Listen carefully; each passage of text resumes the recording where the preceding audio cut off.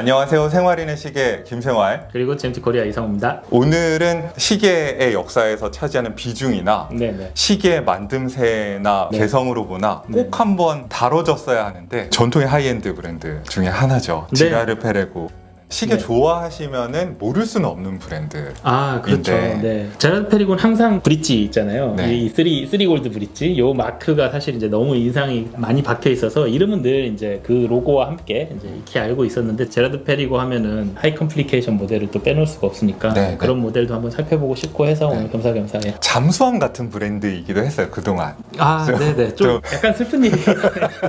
마니악한 브랜드는 네, 맞는 것 네. 같아요. 근데 규모가 있는데 왜 그런 브랜드 있잖아요. 되게 유명한 브랜드인데 뭔가 마이너한 느낌이 살짝 있는. 그렇죠. 이게 되게- 마이너하게 나쁘다는 게 아니라 자기 색깔이 너무 뚜렷한. 한 2년 전쯤에 음. 커뮤니티에서 강제로 띄웠다고 해야 될까요? 해외 시계 커뮤니티 같은 데서 이 브랜드의 검색량도 되게 늘고 네. 판매량도 되게 늘고 네. 주목받은 모델이 있었거든요. 그게 바로 이 로레아토인가요? 네, 로레아토입니다. 하이엔드 브랜드들이 제공하는 그래도 그 브랜드에서는 접근 가능한 가격대에 네네. 전천후로 다 활용할 수 있는 스틸 스포츠 시계 중에 네네. 하나잖아요. 맞아요. 접근 가능한 가격이라고는 하지만은 네네. 사실 2천만 원이 보통 사람들한테는 가장 좋은 시계, 컬렉션의 그렇죠. 가장 좋은 시계의 확률이 높아요. 저도 아직 그 가격대가 없는 것 같은데. 그러니까 네. 다 보실 텐데 로레아토를 봐야 되는 이유가 있다면 어떤 걸 얘기할 수 있을까요? 요 정도 가격대에서 이제 유명 브랜드들, 저희 얘기하는 이제 그룹에 소속되어 있는 이제 그런 브랜드의 일체형 스포츠 워치들은 100% 자사 무브를 쓰기가 사실 그 가격대 좀 힘든 것 같아요. 맞아요. 조금 더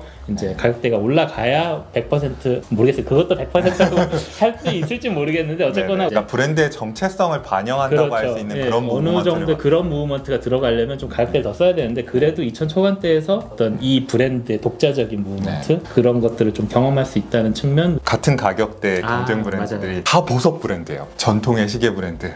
시계에만 집중하는 브랜드에서 만들고 또 시계 브랜드에서 만들 것 같은 시계이기도 해요. 아, 맞아요, 맞아요. 네, 그 좀- 어떤 느낌인지 알겠어요. 네네. 8각이든 뭐 12각이든 각을 그대로 지키는 걸 유지하면서 그 일체형 브레이슬릿 스포츠워치를 유지하는 게 잘 없더라고요. 어떻게 보면 로열오크랑 차별하기 위한 전략으로 네네. 보통 원형으로 다 거의 쏠려 있고. 각형이 네. 사실은 되게 70년대 특유한 디자인이잖아요. 그러니까 70년대 네. 세상이 좋아질 거라는 환상도 좀 있었고 네. 진보에 대한 믿음도 있고 그러면서 시계 케이스도 진짜 와일드하게 모든 걸 다 시도해봐요.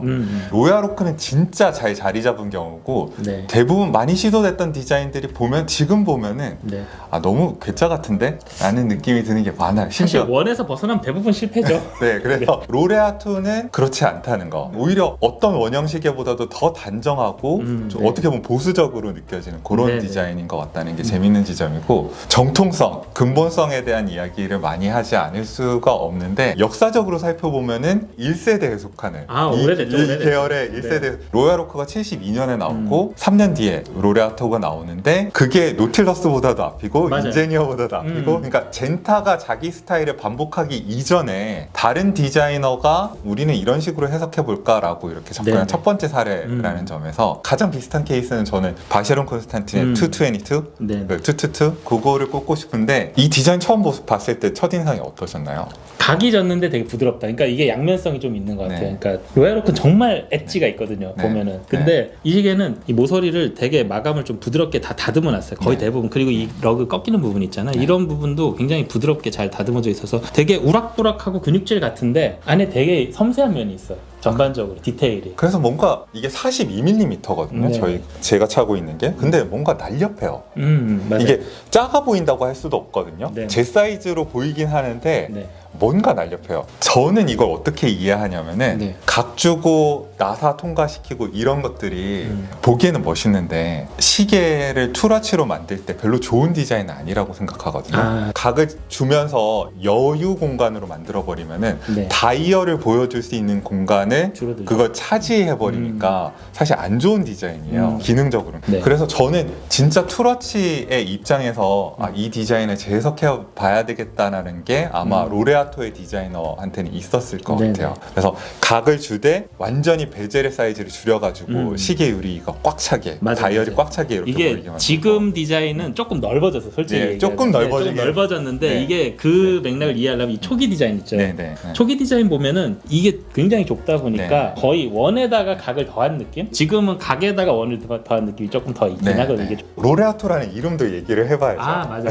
이탈리아어로 졸업자 뭐 월계관 뭐 이런 뜻도 네, 있더라고요. 그래서 네, 네. 브랜드에서 공식적으로 얘기하기로는 우리가 우수한 품질의 시계를 만들었고 뭔가 마스터했다. 네. 정말 그 우수한 시계다라는 걸 이제 강조해서 마케팅하는데 제가 알기로는 네. 이탈리아에서 이 제라드 페레고가 좀 잘 됐다고 그러더라고요. 네 맞아요. 그래서 이탈리아의 딜러가 졸업이라는 미국 영화가 이탈리아에서 히트를 치니까 더 그레듀에이트의 이탈리아 이름이었던 로레아토를 이 시기에 붙여줬다고. 맞아요. 저도 호딩캐에서 본 것 같습니다. 네네. 이게 원래 이름은 네. 쿼츠 크로노미터라는 네네. 모델로 별명이 이름이 된 약간 좀 그런 거죠. 전 그 졸업이라는 영화가 이 시기의 어떤 행복? 좀 저도 있다는 생각이 네, 저도 그 생각했는데 70년대의 에토스라고 해야 되나? 그 시대 젊은이들한테 공유되던 어떤 정신 같은 거를 대변하는 영화가 맞아요. 졸업이라고 네네. 생각을 하거든요. 아빠가 정해주는 대로 살기 싫어라고 반항하면서 나오는. 근데 젠타 스타일 내지 일체형 브레이슬릿도 그런 기조에서 나왔어요. 우리 시대의 시계는 아빠 세대 거랑 달라야 돼. 시계를 왜 골라야 되느냐? 네. 로고스로 고를 수 있죠. 뭐 그 합리적으로 따져봤을 때 가성비나 뭐 무브먼트나 이렇게 고를 수도 있고, 파토스, 감성이다, 시계는 감성이 이렇게 고를 수도 있는데 저는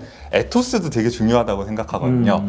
내가 동경하고 따라하고 싶은 어떤 집단의 정서라든가 습속 같은 거. 아 크죠. 네네. 네. 그러니까 어떻게 보면 그 시절에 일체형 브레이슬릿의 어떤 그런 방향성, 철학 이런 것들을 되게 오리지널리티 있게 소유할 수 있는 뭐 그런 시계라고 또 볼 수 있겠네요. 영화 자체가 어떻게 보면 산업 시대와 성장 시대에 대한 어떤 비판, 또 그렇죠. 그런 풍자. 이 대학을 갓 졸업한 주인공이 이제 벤자민이라는 주인공이죠. 더스틴 호프만이 연결을 했는데 아버지 지인인가 삼촌인가 아무튼 와가지고 Just one word, 플라스틱. 이 시대는 이제 플라스틱의 시대다. 저는 쿼츠 기술 같은 거, 이 플라스틱이라는 게 어떻게 보면 대량 생산 체제에서 만들어지는 물건이잖아요. 이 영화는 어떻게 마무리가 되냐면 그 사고에 저항하면서 그 결혼식에서 이제 탈출하면서 이제 끝이 나잖아요. 그리고 결국 로레아토는 쿼츠를 버리고 다시 기계식 시계로 회귀를 하게 되거든요. 그러니까 어떻게 보면 기계식 시계로 회귀하는 그런 과정과 이 영화의 어떤 흐름과 좀 다 있지 않나?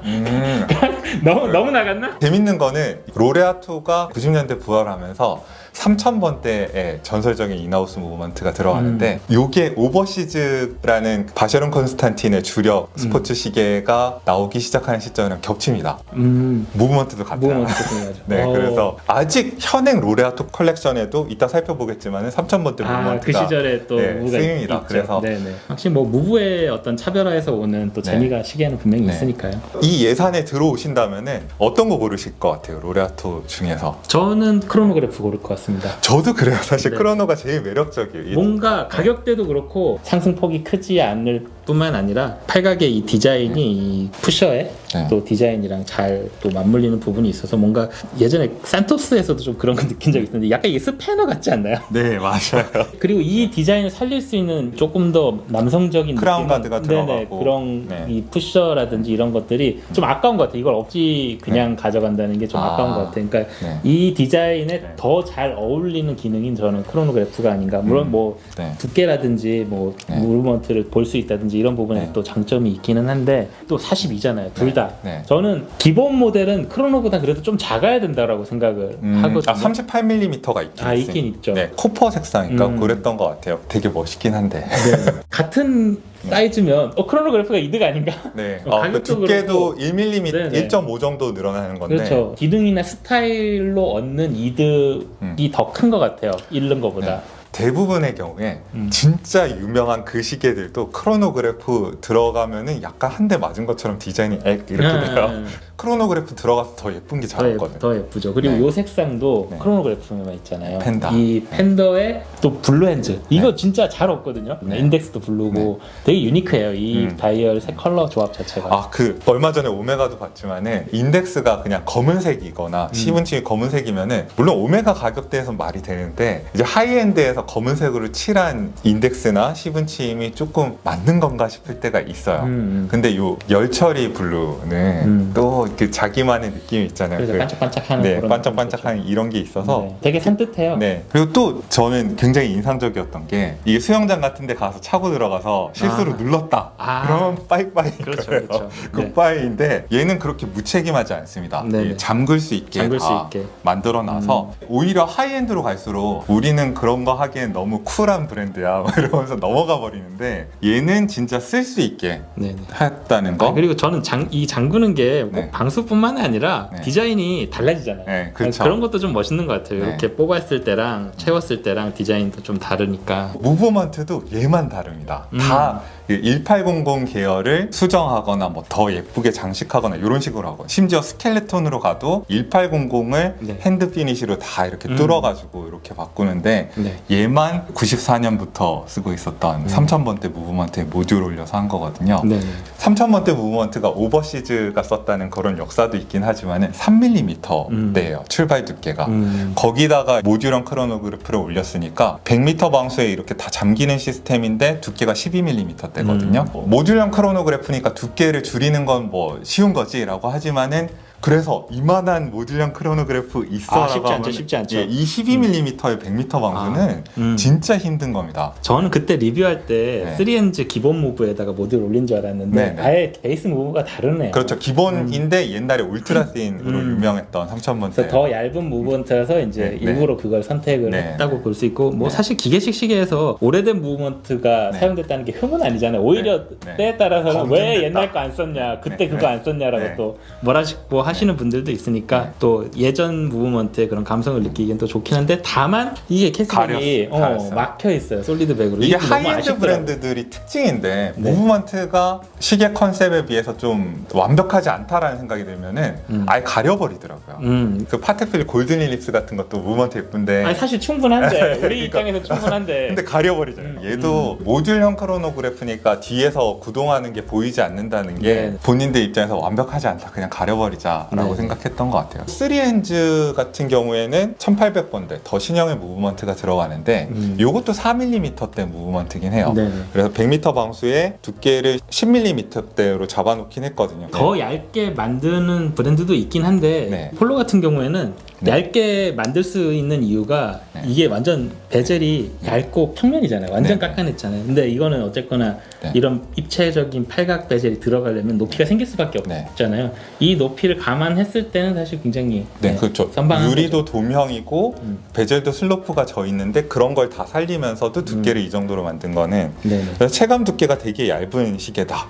클루드 파리 패턴이라고 하죠. 네. 그러니까 이거 분명히 해야 됩니다. 이게 로레아토의 자존심 같은 거라서 테피스트리가 아니라 클루드 파리 네. 되게 중요합니다. 그리고 75년부터 클루드 파리였거든요. 네네. 이게 물론 이제 네. 엔진 터닝 머신으로 다 뭐 이렇게 네. 일일이 가공한 건 아닙니다만은 굉장히 고급스러운 게 있고 입체감이나 이런 것들이 네. 있고 저는 청판보다도 이 네. 크로노그래프에 있는 이 음판 있죠? 이게 조금 더 명암 대비라는 게 이렇게 더 잘 보여서 테피스트리든 썬버스트든 뭐든 간에 밝으면 밝을수록 더 잘 보이긴 합니다. 클루드 파리가 좀 썬버스트 브러쉬나 뭐 테피스트리랑 다른 점이 있다면은 자체의 마감이 있어서라기보다는 이게 입체감이 있어서 피라미드처럼 생겼잖아요. 아, 맞아요. 한쪽은 빛을 받고 반대쪽은 그림자가 생기기 때문에 네네. 거기에서 오는 입체감이 재밌는 거여서 맞아요. 그냥 사각이 이렇게 평면으로 있는 거랑은 네. 또 다른 약 빗면 반사 같은 것들이 네. 느껴지고 특히 또 로고가 위에 양각도 있지만 아래쪽에 이 판을 깎았잖아요. 바로. 네, 뒤에서 누른 거예요. 뒤에서 뒤에서? 눌러서 앞으로 이렇게 나오게 하고 그 다음에 아. 패드 플린팅으로 이렇게 찍어가지고 그런 또 공법이 네. 있어요. 브레이슬릿 얘기도 해야 될 것 같은데 네네. 스타일의 일관성을 유지하면서 브레이슬릿까지 이렇게 이어가기가 쉬운 일이 아니잖아요. 맞아요. 그러면서 찰만한 시계로 만든다는 음. 게 대부분의 경우 케이스에서 첫 번째 링크로 넘어가는 부분이 뭔가 불편해요. 아 맞아요. 그러니까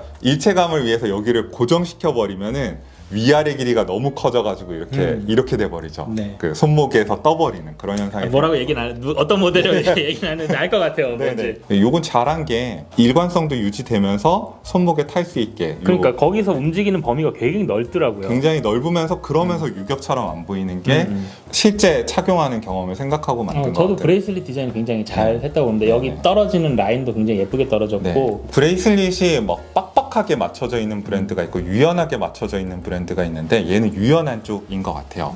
이 링크를 풀고 연결하는 방식이 나사 방식입니다. 그 제가 알기로 유명한 그 브랜드도 핀앤칼라로 하는 걸로 알고 있거든요. 네네. 요거는 좀 얇게 만든다고. 근데 얘는 나사로 좀 더 실체감 있는 그 체결 방식을 쓴다는 거. 클래스프가 뭔가 좀 더 있으면 좋겠다라는 생각이 들긴 합니다. 못 만든 건 아닌데 무난하다. 너무 무난하다. 무난하다. 예. 근데 이게 매력이에요. 지라르 페레고 로레아토 자체가 무난한 디자인입니다. 약간의 그런 화석 같은 느낌이 살짝 있어요. 네. 그냥 그 시절에 네. 그 느낌을 살아있는 화석이라고 해야 되나? 조금 더 화석 같은 느낌이 있어요. 이게 네. 특히 저는 이 폰트 같은 데서 그런 거 느끼거든요. 아, 맞아요. 폰트부터 해서 네. 이 12시 방향에 GP라는 로고를 크게 붙이는 게 요즘식의 디자인은 분명히 아니에요. 맞아요. 미묘하게 앤틱 느낌이 있다니까. 네, 네. 약 한번 커츠해서 기계식으로 복각이 한번 네, 되잖아요. 90년대죠. 그때 느낌이 딱 있어요. 이 네. 색깔 톤도 그렇고 야광 톤도 그렇고 그다음에 이 클루드파리 패턴이라든지 네. 이 글씨 폰트라든지 그런 네. 게 아직 기계화가 완벽하게 진행되기 전, 그러니까 사람의 어떤 손맛이 살짝 남아있던 시절 있잖아요. 네. 그 시절의 기계식식의 느낌이 네. 있는 것 같아요. 그래서 좋은 것 같아요. 네오 빈티지라고 부르는 그런 느낌이 있긴 맞아요. 한 것 같아요. 네네. 네. 그런 걸 이제 현행으로 네. 신품으로 만날 수가 있는 거니까 그런 부분에서 메리트가 있는 거예요. 스켈레톤 어떻게 보시나요? 이거 가격이 사실 네. 접근이 쉽지가 않은 가격이에요. 아, 스켈레톤 손으로 얼마나 만졌냐에 따라서 스켈레톤의 가격이 결정이 되는 건데 네. 손으로 되게 조금만 만지고 티만 나게 해서 가격 상승폭을 줄이고 경쟁력 있는 상품으로 만드는 노력하는데 얘네는 사실 손으로 했냐 안 했냐는 곡선이 꺾이는 부분, 이 브릿지들이 만나는 이 꺾이는 부분에 네. 기계로 하면은 뭔가 결 같은 게 남거든요. 네네. 뜯은 자국 같은 게 남는데 거기가 물기를 머금은 것처럼 보이면은 손으로 한 거예요. 네. 브릿지 네. 가공한 거 보면은 네. 뭐 직선이 없잖아요. 다 곡선 가공이라서 정말 다 발라냈다.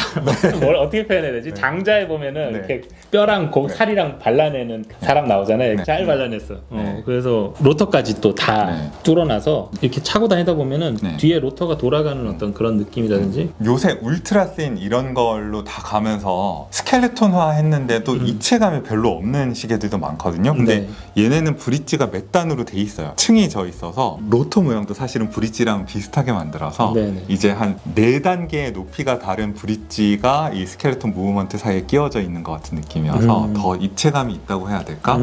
층층이 포개지면서 겹쳐지는 그 포인트들을 네. 잘 디자인한 것 같아요. 이게 베이스 무브먼트는 사실 이제 네, 일반 180. 오토매틱이랑 같은데 이걸 어떻게 브릿지를 전략적으로 가공을 하냐에 따라서 이 입체감이 나오는데 그런 부분에서는 굉장히 잘 뚫어냈다고 할 수 있는데 그럼에도 가격이 조금만 낮췄으면 너무 좋겠다. 스켈레톤으로 가면서 방수 성능이 갑자기 없어진다거나 그런 시계들도 많잖아요. 근데 네네. 얘는 두께도 안 늘어나고 100m 방수고 스크루 다운 크라운까지. 네네. 그리고 이게 스켈레톤이면은 들고 다니기 무서운 시계 있어요. 깨질까봐.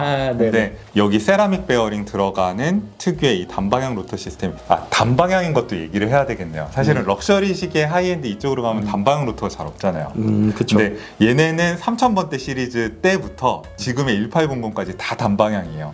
이렇게 보면 저는 소신인 것 같아요. 양방향이 효율적이긴 한데 양방향이 가능하게 만들기 위해서 포기해야 되는 게 내구성이잖아요. 내구성. 근데 조금이라도 윤활 잘못되면은 그 리버스 휠 같은 게 끼어가지고 뭐 수동 감기 할 때 파괴돼 버린다든지 뭐 이런 문제가 생기는데 충격에 약해지기도 하고 그래서 단방향을 소신으로 미는 것 같아요. 전 단방향이 윙윙 도는 게 너무 좋습니다. 네. 고급감은 떨어져요, 사실. 그렇긴 한데 울트라틴이면은 다 이제 무서워하잖아요. 아, 이거 차고 다니다가 부서질 것 같아. 그렇죠. 그런데 얘네는 옛날부터 튼튼한 걸로 유명했고 이제 세라믹 베어링까지 들어가기 때문에 로터에 그렇게 뭐 어이없이 망가지는 하이엔드 시계들 이런 이미지랑은 좀 동떨어져 있는 진짜 툴 워치로도 쓸 수 있는 하이엔드 시계다. 뭐 이렇게 보시면 될 것 같습니다. 이중적이에요, 감정이.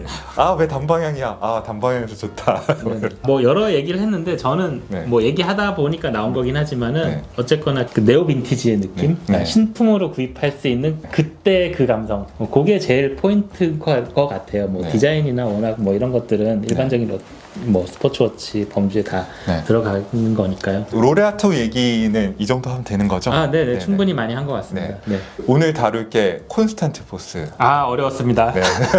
시계 그 여러 지식 중에서 제일 난해한 파트이기도 해요. 토크 곡선이라고 그러죠. 네, 자동차에 왜 토크랑 마력 곡선 있는 것처럼 네, 네. 시계도 이제 태엽이 풀리는 거에 네. 따라서 이제 곡선이 나오는데 메인값 쭉 당겨주면은 처음엔 되게 빨리 가다가 평속으로 가다가 나중에는 거의 네. 그냥 천천히 가듯이 태엽도 이제 풀리는 힘에 따라서 이제 처음에는 되게 강하게 풀리다가 일정하게 풀리다가 거의 다 풀렸을 때 힘이 확 떨어지는 그런 현상이 발생을 하고, 그래서 워치메이커들이 가장 좋아하는 이상적인 토크 구간은 바로 그 가운데 구간이죠. 네. 거의 변함이 없이 일정한 네. 힘이 계속 네. 풀려서 나오는, 그게 이제 등시성을 보장해 주기 때문에 네. 이제 그걸 추구를 하는데, 일반적인 방법으로는 그거를 극복할 수가 없죠. 그냥 네. 그래서 등시성을 유지하기 위해서 여러 가지 기술들을 이제 맞아요. 도입을 했던 거고. 뭐랄까 다른 거는 꼼수라고 해야 될까? 음. 그러니까 탈시장치 자체가 그런 걸 보정하는 기능이 있다기보다는 네네.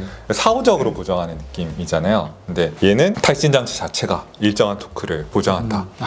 정말 매니악한, 풀어내는 방식을 바꾸는 네. 것도 아니고 네. 그 안에서 뭐 힘을 이렇게 분배시키는 것도 아니고 네. 아예 레귤레이터에 힘을 전달할 때 뭔가 조작을 하는 게 아니라 네. 그 레귤레이터 자체를 콘스탄트 포스를 만들 수 있게 네. 새로 설계를 해버린 거죠. 네. 이게 되게 특이한 시계죠. 우리는 콘스탄트 포스도 그냥 평범하게 구현하지 않겠어라는 의지가 이게 필요한 거죠. 여기서 영감을 얻었다고 하더라고요. 네, 네, 아이디어를 얻었다. 기차 티켓을 이렇게 보다가 이게 플라스틱이 아니라서 제대로 되진 않을 텐데 이렇게 꺾은 다음에 네. 반대쪽으로 힘을 주잖아요. 그럼 킥 들어가죠. 그러면은 이게 어느 순간까지 계속 버티다가 이렇게 꺾이는데 이 각이 여기로 간 각이랑 여기로 간 각이랑 똑같더라. 왔다 갔다 하는 논리가 이게 항상 똑같은 그 정도로만 꺾이니까 요 원리를 잘 활용하면은 토크를 일정하게 만드는 데서 쓸 수 있겠는데? 라는 생각을 그때 워치메이커가 롤렉스 근무하고 있었대요. 그래서 롤렉스에 내봤는데 상용화의 생각은 없고, 그때는 실리콘이 시계에 본격적으로 도입되기 전이어서 그래 뭐 재밌는 생각했구나 그러고 나서 이분이 어쩌다 보니까 지라르페레고로 이직을 하게 된 거예요. 근데 지라르페레고가 실리콘에 좀 특화된 브랜드이기도 하잖아요. 잠깐만, 우리 실리콘 있는데 그거 해볼래?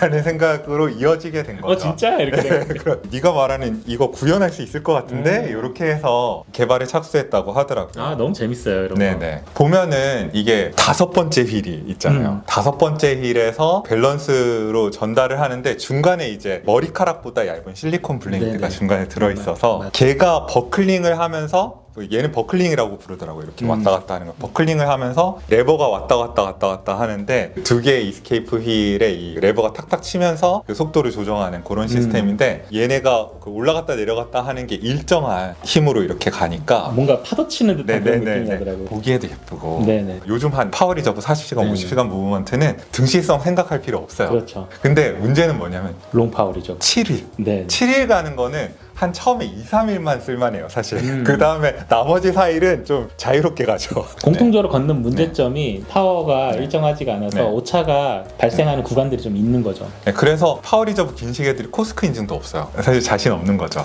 그렇죠. 네, 네. 돈도 돈이지만은 자신 네. 없는 건데, 이게 재밌는 게 이런 하이 컴플리케이션 코스크 인증 안 하잖아요. 네. 코스크 인증 받아놨습니다. 그리고 7일 파워 리저브예요. 맞아요. 진짜 느껴집니다. 쓸 수 있다라는 걸 되게 강조를 많이 하더라고요. 네네. 그래서 이 티타늄 케이스에 맞아요. 비싸기도 비싸지만 크기도 크게 나오거든요. 네. 근데 이제 디자인상의 배려를 통해서 45로 줄이긴 했어요. 원래 48이었는데 네네. 보기보단 찰만합니다. 많이 줄어드는 48과 45는 하늘과 땅 차이. 네, 러그를 극단적으로 이렇게 좁힌 디자인을 통해서 찰 수 있게 만들었는데, 중요한 건 뭐냐면은 완벽한 대칭이에요. 사실 다 열면은 완벽한 대칭은 아니거든요. 그럴 수 있는 시계가 어디 있겠어요. 근데 보이는 부분은 무슨 스탠리 큐브릭 영화의 미장센처럼 집요.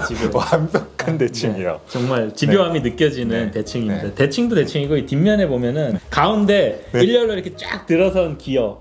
저 이게 소름 돋았다니까요. 이게 또 예술이죠. 그냥 무슨 네. 시계 교본을 그냥 가져다 놓은 듯한. 시계 교본에서 기어 트레인이 일렬로 서 있는 거는 이해를 돕기 위해서 일렬로 세우는 이상적인 거지, 이렇게 일렬로 세워지는 무브먼트가 있다라고 하는 건 아니거든요. 근데 네네. 일렬로 세워놓고 뭐 트윈 배럴이라든지 브릿지라든지 이런 거를 다 대칭으로 세웠어요. 더블 이스케이프 휠도 이론적으로 필요한 건지는 잘 모르겠어요. 근데 이게 완벽한 대칭을 만들어주기 때문에 네네. 더 멋있는. 나는 이게 약간 종교적인 느낌도 좀 드는 게 약간 연꽃무늬 같지 않나요? 그러니까 불교적인 어떤 네. 그런 느낌도 들고 너무 정확하게 이게 네. 딱 대칭이 돼 있으니까 경건해져요. 경건함 이런 것도 좀 네. 들고 쓰리골드 브릿지의 그 오마주도 느껴지죠. 네. 이런 브릿지 3개로 그리고 이 브릿지의 피니시도 굉장히 멋있습니다. 그러니까 입체적이기도 하면서 네. 제라르 페레고의 진짜 내공이 보이는 것 같긴 한데. 뭐 약간 배틀 같기도 하고 이게 계속 움직이는 게 굉장히 역동적이고 그리고 이 머리카락보다 6배 정도 가늘다는 실리콘 부품에 근데 이거 루페로 보면 진짜 멋있을 것 같아요. 네. 그리고 이 실리콘 부품이라 컬러가 또 오묘하게 변하잖아요. 그렇죠. 보라색이기도 하다가 검은색이기도 하다가 파란색이기도 하다가 저는 이제 이 초침이랑 파워리저브에 이제 블루가 있어가지고 왜 블루가 있지 그랬는데 공식 사진은 다 보라색이잖아요. 근데 이게 실제 와서 보니까 요 색으로 맞춰져요. 네. 파란색으로. 네. 이런 것도 재밌고 좀 시멍 때리는 맛이 있는 그런 시계면 사실 이게 싼 시계는 아닌데 투르 비용을 볼 때 보이는 가격대죠. 그렇죠. 투르비용 네. 가격대랑 비슷하죠. 네. 이게 차세대 투르 비용인가라고 보시는 분들도 있더라고요. 저는 사실 되게 메리트가 있다고 봅니다. 네. 투르비용은 사실 모든 브랜드에서 거의 그냥 하이엔드 브랜드에서는 어지간하면 다 볼 수 있는 네. 그 메커니즘이긴 한데 이 콘스탄트 포스는 사실 구현하는 브랜드가 그렇게 많지도 않고 독자적인 방식으로 콘스탄트 포스를 구현을 하고 있는 거니까 저는 보는 맛을 기대하진 않았어요. 사실 아. 이게 기술적으로 굉장히 수준이 높은 거지 투르 비용처럼 보기에 멋있지는 않을 거라고 생각했는데 네. 오히려 투르 비용을 네네. 이거는 어디서 봤어요. 음. 이미 많이 봐서 저한테 막 우와 하고 다가오는 건 없거든요. 아 그쵸. 근데 얘는 이건 처음이다. 이건 처음이다. 그러면서 정확할 거라는 게 또 만족감을 주는 것 같아요. 되게 가벼워 진짜. 이게 맞아요. 티타늄이라서 네. 그런지 되게 가볍고 45도 이게 베젤이 얇아서 그렇지 그렇게 막 부담스러운 크기는 또 아니거든요. 네네. 제가 봤을 때 러그가 되게 좁게 설정돼 있고 이 커브드 네. 러그를 써가지고 네네. 진짜 손목에 쏙 들어오게 구겨 넣었어요. 저도 사실 16.5 정도라서 그렇게 넓은 네. 손목이 아닌데도 이 네. 정도면은 굉장히 준수한 편이고 기능을 생각하면은 보통 이 정도의 하이 컴플리케이션이 착용이 그렇게 막 양호하게 나오지는 않는 경우가 많거든요. 근데 네. 이거는 이제 실착용도 어느 정도 고려해서 나온 네. 것들이라 그러면은 이제 로레아토 투르 비용도 잠깐 얘기하고 갈까요? 네. 이거 되게 특이한 게 티타늄의 골드로. 저는 이거 이 신박한 조합은 뭐지? 이제 그런 느낌이 들었는데 네. 티타늄의 골드는 진짜 네. 보기 어려운 네. 조합이거든요. 그러니까 골드의 고급 시계, 콤비 시계긴 하지만 우리는 과하게 이렇게 번쩍거리는 느낌은 추구하지 않아. 참 그 고집스럽네요. 고집스럽죠. 네. 골드 브릿지 테마라고 그러죠. 얘네가 불에게 시절 때부터 투르 비용 만들던 회사잖아요. 전통이 있는 회사입니다. 네. 그리고 로고 자체가 투르비용 브릿지 모양으로 이렇게 잡은 거라서 네. 그 브릿지 테마를 이 로레아토에서도 살려놨어요. 거의 지라드 페리고의 정체성이자 네. 핵심 DNA죠. 이 브릿지는 로고에도 당연히 네. 쓰는 거고 우리가 기계식 시계에서 무브먼트의 부품이나 구조를 네. 마케팅으로 내세우는 데가 몇 군데나 있다고 생각하세요? 생각나는 데 있어요? 하이엔드도 잘 안 그래요. 무브먼트에서 포인트를 줘서 그 부분을 네. 굉장히 특화시켰는지 네. 디자인적으로 뭔가 네. 강화를 하다든지 뭐 그런 걸 잘 찾아볼 수가 네. 없는데 몇 안 되는 브랜드 중에 하나가 또 네. 제라드 페리고 같아요. 그래서 시계 브릿지라는 거는 무브먼트 고정하기 위한 정말 사소한 부품, 어떻게 보면 네. 되게 사소한 부품이잖아요. 그거를 자신만의 어떤 디자인 아이덴티티로 가져와서 설계를 하고 그냥 이쁘게 만든 것만 아니라 그걸로 또 되게 정확한 시계를 만들어서 아름다우면서도 굉장히 정확한, 그러니까 이 네오 콘스탄트 포스 익스케이먼트인가요? 네. 이 시계도 그 정확성을 추구하던 전통을 계승을 하고 있는 거죠. 네. 뚜루비용에도 그 정체성을 살리고 있어요. 자기들이 가장 핵심으로 내세우는 쓰리브릿지의 그 브릿지 형태를 뚜루비용에 고정하는 네. 이 부품으로, 브릿지 부품으로 사용을 했고 뒷면에도 아마 살짝 사용이 되었을 거예요. 네. 이렇게 이쪽 뒷면에 이제 한쪽에서만 고정을 네. 하고 있는데 얘네 초침 모양이 다 그 브릿지 모양입니다. 맞아요. 네네. 초침에 이 카운터 밸런스가 깨알 다, 같아. 네, 깨알 같아. 이것도 마찬가지죠. 네네. 정말 브랜드에서 정체성으로 중요하게 생각하는 디자인 요소고 마이크로 로터의 투르비형 치고 확실히 두께가 괜찮습니다. 그러면은 총평을 좀 해주시죠. 처음 봤을 때는 제가 그때는 이제 공부가 좀 얕았던 시절이기도 하고 네. 뭔가 좀 투박하다? 그런 느낌이 분명히 있었어요. 제가 그때도 네, 말씀드렸잖아요. 네. 다시 보면서 좀 이제 수수께끼가 풀린 것 같아요. 그러니까 보석 브랜드가 아니라 시계 브랜드로 출발한 회사가 일체형 브레이슬릿을 만드니까 네. 저는 달라야 된다고 생각해요. 그 다른 지점이 말씀하셨던 어떻게 보면 투박한 것, 네네. 어떻게 보면 툴워치로 진짜 활용할 수 있을 것 같은 디자인. 자기가 가지고 있는 것보다 좀 겸손하게 나가는 그런 네. 사람 보고 언더스테이티드라고 그러는데, 일체형 브레이슬릿 시계가 래퍼들이 유행시킨 거잖아요. 그래서 좀 과시하고 블링블링한 게 많은데, 얘는 언더스테이티드 일체형 브레이슬릿 시계라는 네네. 그 점에서 진짜 자기만의 길을 가고 있다고 할 수 있을 것 같아요. 80년대, 90년대에 기계식 시계의 부흥기 때 마지막으로 사람이 네. 손의 흔적이 네. 남아있던 그 시절의 느낌이 너무 잘 이- 느껴지는 것 같아요. 특히 케이스 정면의 브러쉬가 아까 제가 결이 느껴질 정도로 맞아요. 깊다 그랬잖아요. 네네. 90년대 말씀대로 네오빈 그때 장비가 남아있지 않을까요? 그러니까 근데 네. 그게 되게 귀한 거예요. 네. 지금은 다 기계가 다 바뀌어가지고 네. 너무 세련됐단 말이야. 네. 근데 일부러도 사잖아요. 우리 그때 맞아요. 90년대 네. 그 네. 감성이 좋아서 그 시절에 만든 제품만 찾아서 이렇게 사는 사람들도 있는데, 저는 그런 제품을 신품으로 구입할 수 있다는 게 되게 네. 유니크한 것 같아요. 네. 이게 또 와이프랑 같이 보기 좋은 브랜드가 네. 지라르 페레고가 부부가 이렇게 합치면서 만들어진 브랜드. 잘 없는 브랜드죠. 네. 제가 만약에 시계를 차리는데 우리 와이프 이름을 갖다가 제 이름이랑 같이 붙여가지고 넣어서 네. 뭐 브랜드를 네. 만든다 그러면은 네. 어려운 일이기는 하네요. 네. 그래서 그 하이픈으로 이렇게 붙여놨잖아요. 지라르랑 네. 네. 페레고를. 그래서 네. 그 두 부부의 대등한 관계를 상징한다고. 저는 갑 같은 지가 너무 이렇게 갑 같아서 좀 네. 그렇긴 한데. 네. 행복한 부부, 지라르 페레고 같은 이 행복한 부부 생활을 꿈꾸신다면은 야, 그런 걸 기념하기 위한 시계로 좋지 뭔가 않나요? 예물에 최적화된 그렇죠. 그런 이 느낌이. 좌우대칭 같은 것도 균형 있는, 어느 한쪽이 빠지지 않고 이렇게 서로